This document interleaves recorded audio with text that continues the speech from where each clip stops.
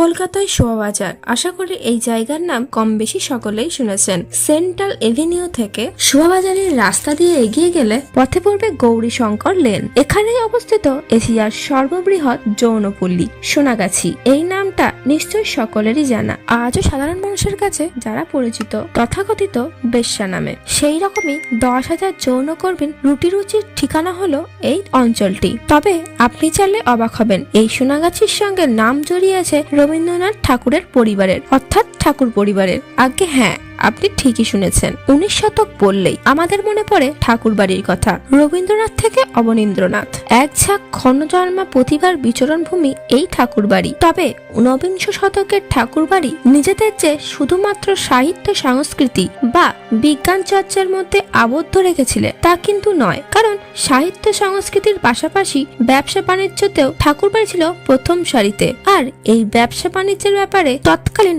বাঙালি সমাজের পথপ্রদর্শক হয়ে ওঠেন দ্বারকানাথ ঠাকুর। সুমিতেন্দ্রনাথ ঠাকুর তার ঠাকুর বাড়ির জানা অজানা বইতে লিখেছেন, দ্বারকানাথ যখন পৈতৃক বিষয় পেয়েছিলেন তখন তার আয় ছিল খুবই অল্প, কিন্তু নিজের দক্ষতা কার্যকুশলতার মধ্যে ও ইংরেজ বন্ধুদের সাহায্যে তিনি একে একে বহু ভূসম্পত্তির অধিকারী হয়ে উঠেছিলেন। উড়িষ্যা ও পূর্ববঙ্গে তিনি বহু জমিদারি কেনেন ও সেই সব জায়গায় তিনি কুঠির বাড়ি নির্মাণ করেন। দ্বারকানাথের বেলগাছিয়ায় বিরাট বাগান বাড়িতে খুবই নামডাক। সেখানে এক এক রাতে তিনি যেভাবে ইংরেজ সাহেবদের আপ্যায়ন করতেন তার বিবরণ তখনকার দৈনিক পত্রিকাগুলির শিরোভাগে জায়গা পেত।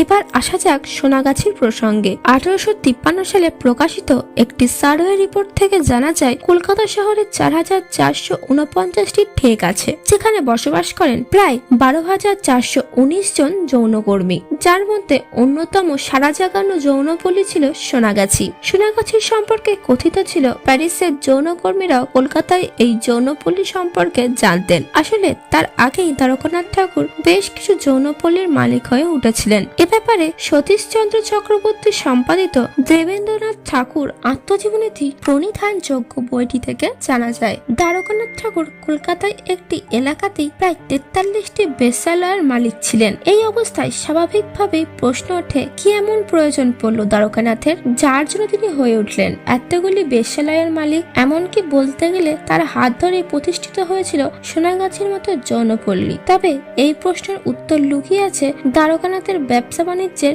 বিস্তৃতির মধ্যেই। ইংরেজদের সঙ্গে রীতিমতো টক্কর দিয়েছিলেন তিনি। অন্যদিকে ইস্ট ইন্ডিয়া কোম্পানি বাণিজ্যের সূত্রে কলকাতা আগমন হয়েছিল প্রচুর রাজকর্মচারীর। তার বেশিরভাগই ছিলেন ইস্ট ইন্ডিয়া কোম্পানির নিচুতলার কর্মী ও বেশিরভাগই অবস্থিতর ফলে এই ব্রিটিশ কর্মচারীদের আপ্যায়নের জন্য দ্বারকানাথ প্রায় 43টি বেশ্যালয়ের মালিক হয়ে উঠেছিলেন। বেশিরভাগ কোঠাতেই ইংরেজ কর্মচারীরা তাদের আমোদ ফুর্তির জন্য রাখতেন এক বা একাধিক নেটিভ উপপত্নী। এই নেটিভ উপপত্নীরা বিবেচিত হতেন ইংরেজ কর্মচারীদের আনন্দের উপকরণ হিসেবে। তবে শুধুমাত্র ইংরেজ কর্মচারীরাই নন, তৎকালীন সময়ে অনেক বাঙালি বাবু মুক্তাঞ্চল হয়ে ওঠে এইসব যৌনপল্লীর, যার মধ্যে অন্যতম ছিল সোনাগাছি। 43টি বেশ্যালয়ের মালিকানা গ্রহণ বা সোনাগাছির মতো যৌনপল্লীর শুরুয়াত হয়েছে ছিল দ্বারকানাথের হাত ধরেই। একে দ্বারকানাথের তুখর বাণিজ্যিক বুদ্ধি বলেই গণ্য করা চলে। বেলগাছিয়া বাগান বাড়ি যেমন ইংরেজ কর্মচারী ও বাঙালি বাবুদের কাছে